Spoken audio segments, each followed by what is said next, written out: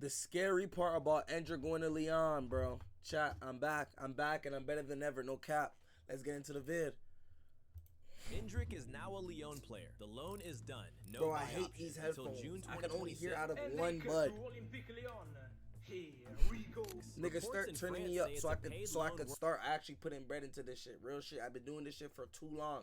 Like and subscribe.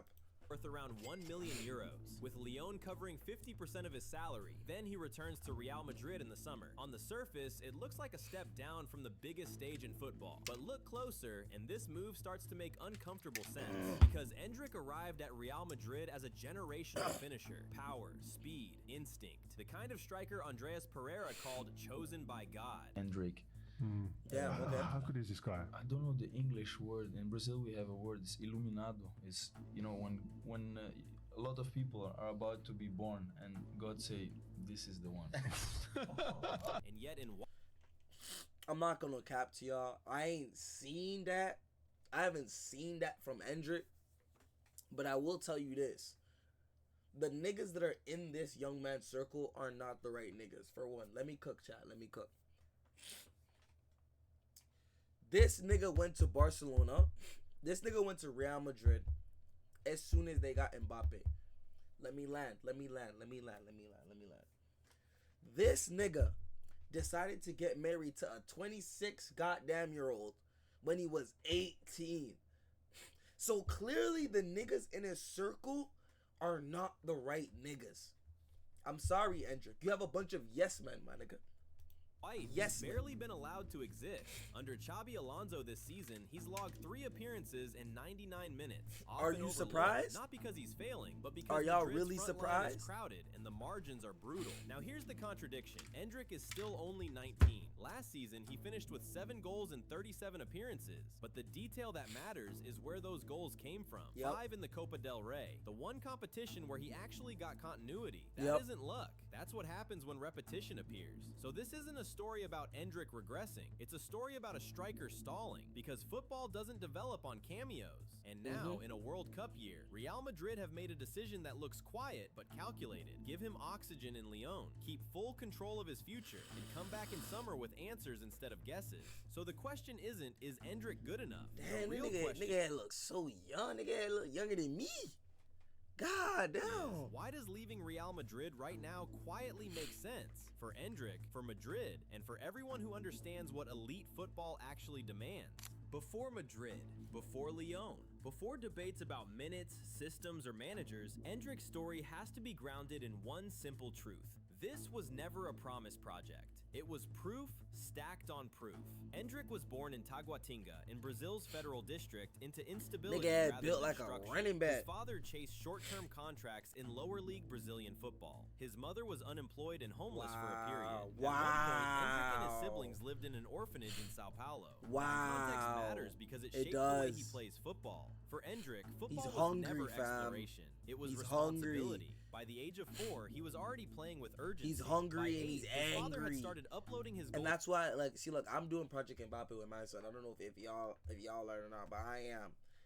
And I'm finna make that nigga suffer. Because y'all have to understand, you need a different type of hunger to really make it in this game. A different type of hunger a lot of these new upcoming youngsters don't have, bro. I'm gonna make sure my kid has that shit.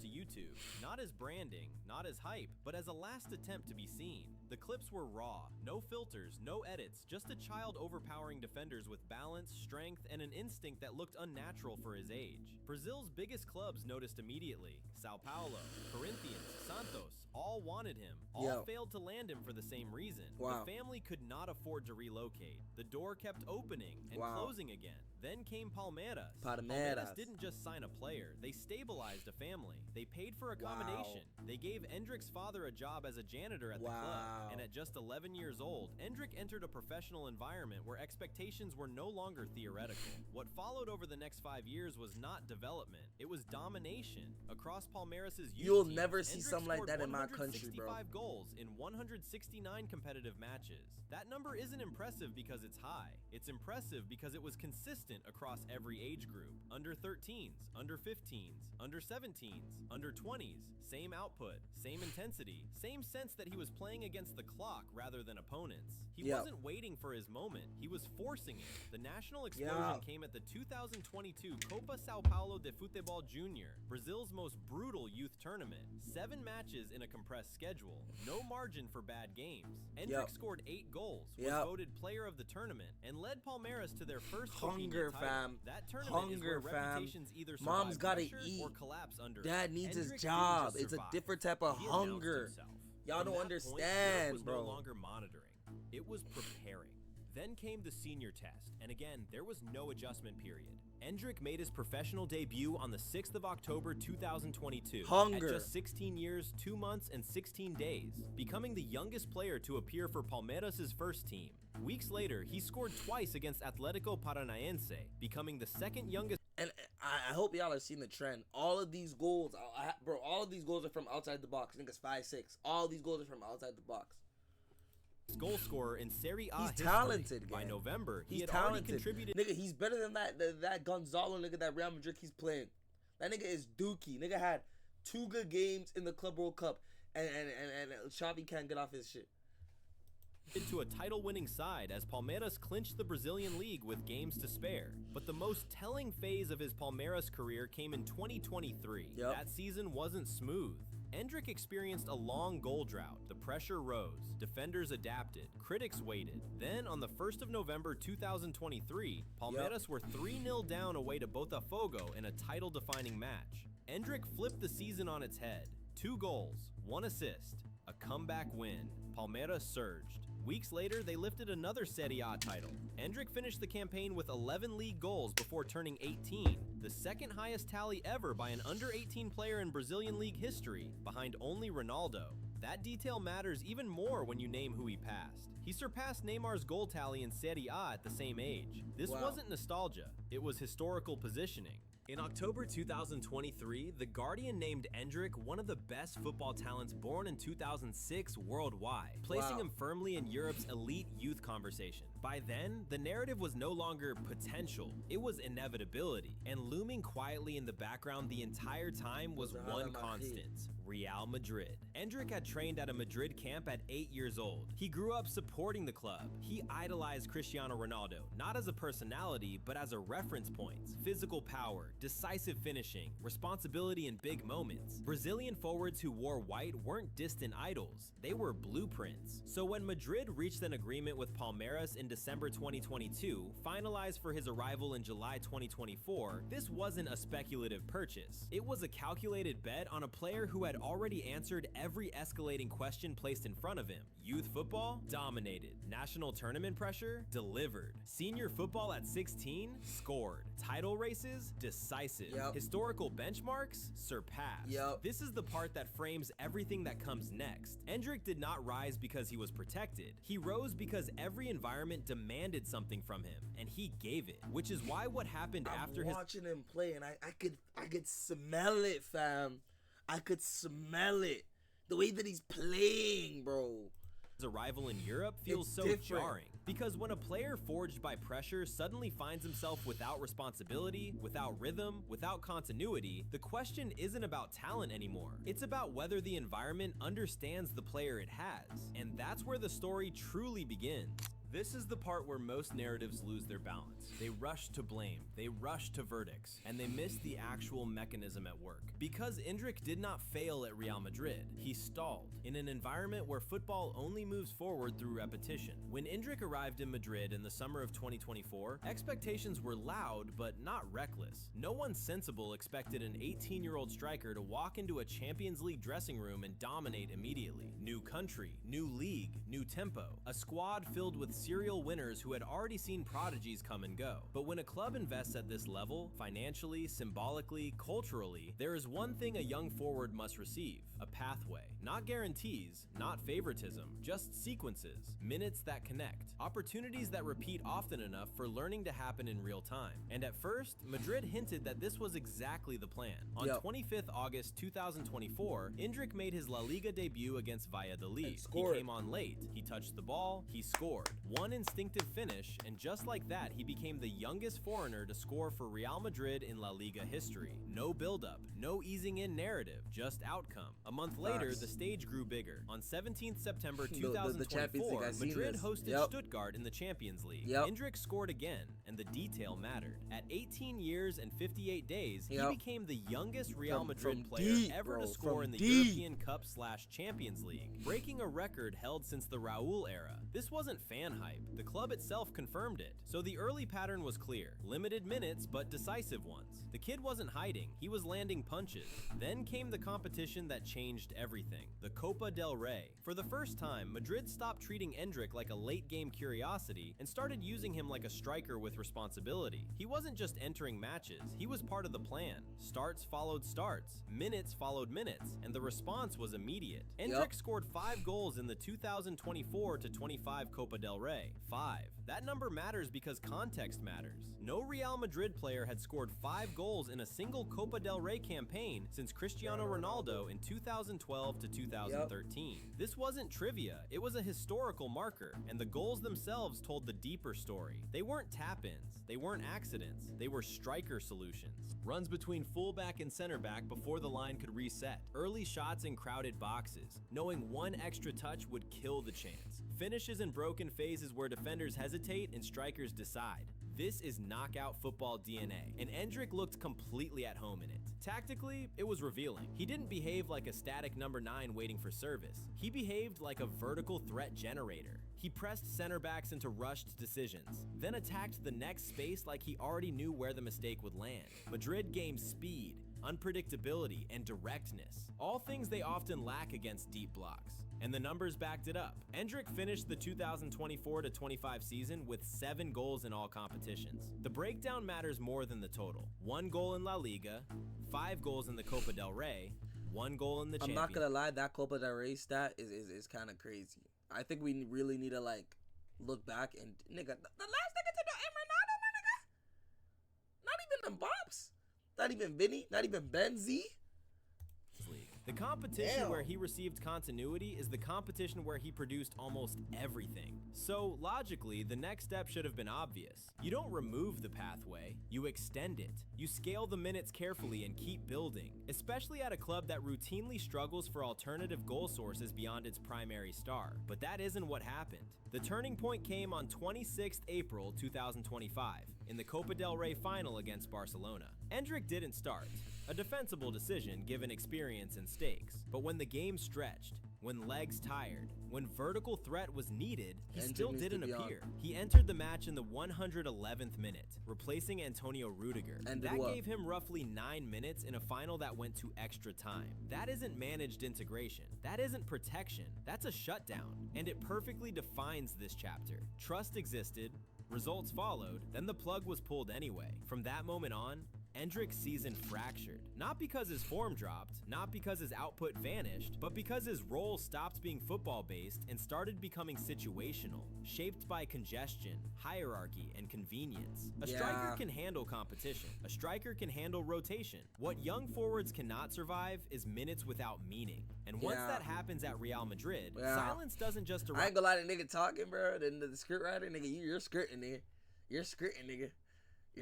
On the pitch, it arrives internally. Confidence pauses, momentum dies, and development stalls. Not through failure, but through absence. Which brings us to the next phase of the story. Because while Endrick was waiting for repetition, the environment around him was about to change completely. A new manager. I don't like the way this nigga is gripping him, bro. I don't like it. I don't like it. The environment around him was about. I don't like this nigga too. Don't pat me. But I don't like him. To change completely. He's weird. A new manager, a new He was project, definitely and at the same old Island. problem, Oh, just in God. different language.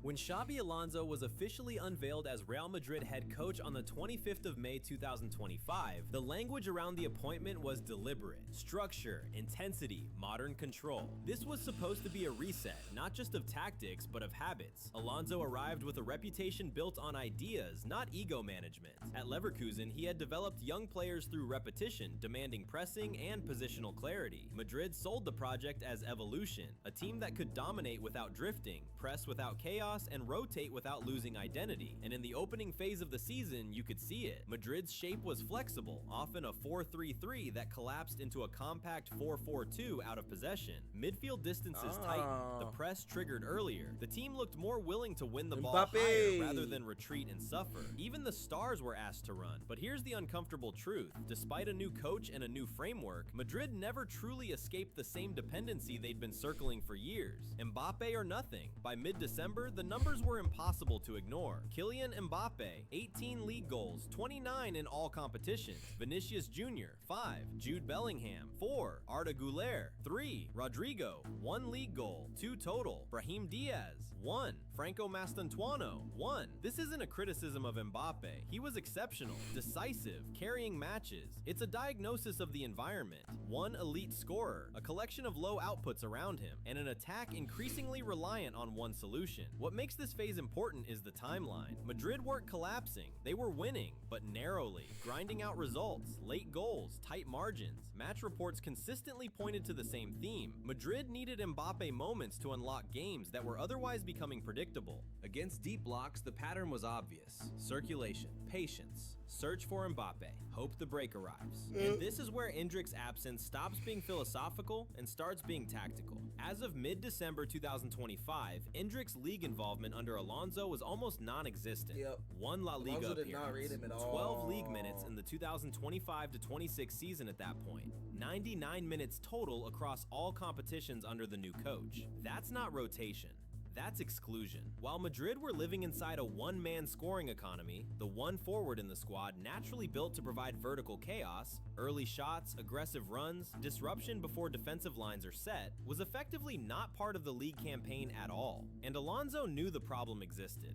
After Madrid scraped through a Copa del Rey tie against Talavera on the 17th of December 2025, Alonso openly spoke about the need for more players to contribute in front of goal, even while praising Mbappe's instincts. That statement matters because it exposes the contradiction at the heart of this phase. The coach wants collective scoring. The system relies on one scorer. The season demands alternatives. And Endrick is not being used enough to even become one. This isn't about starting every week, it's about relevance. When Vinicius isn't finishing, when Rodrigo's output dries up, when Brahim and Mastantuono contribute sporadically.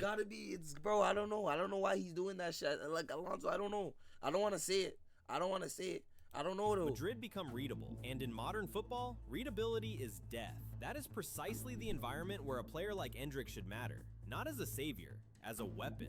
A second runner who forces center backs to turn. A striker who shoots before the defensive shape is comfortable. A forward who attacks space like it personally offended him. If Alonso arrived to modernize Madrid, if the biggest structural weakness is scoring depth, then the silence around Endrick stops being developmental and starts being strategic. Because once a player stops being used, the club doesn't wait for the problem to solve itself. It finds another solution, and that's how the next decision enters the frame. Quietly, logically, and far more dangerously than it looks at first glance. This is where the conversation usually collapses into noise.